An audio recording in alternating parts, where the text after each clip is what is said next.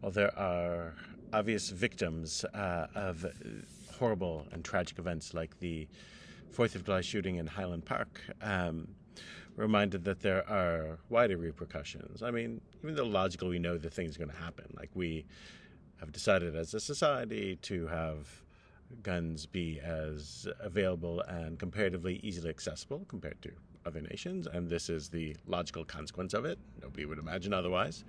But also there is a trauma that goes along with it. I think that is somewhat shared.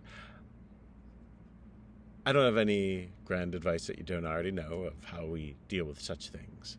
But one way we should remember to view how we deal with the constant drumbeat of difficult and bad news is partly through the lens of this week's Torah portion. This is where Moses and Aaron in Parshat Chukat famously strike a rock, and God says they can't get into the promised land. Why such a harsh punishment is a controversial thing. But at the very least, it seems to be, the Torah's assumption seems to be, that they did something horrible that they should have known not to do.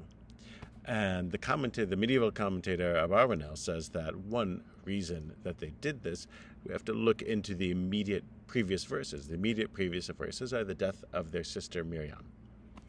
And Abarbanel notes that they were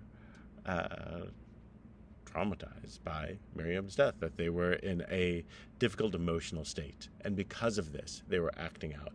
And this is what led to the thing that they did wrong.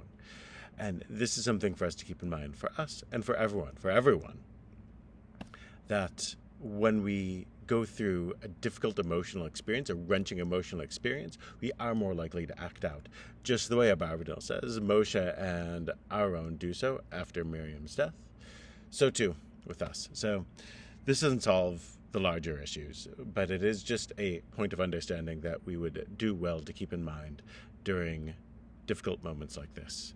May they become fewer, and may we find the strength to draw together to try and go on the long road to a solution. That's the back part of it, right?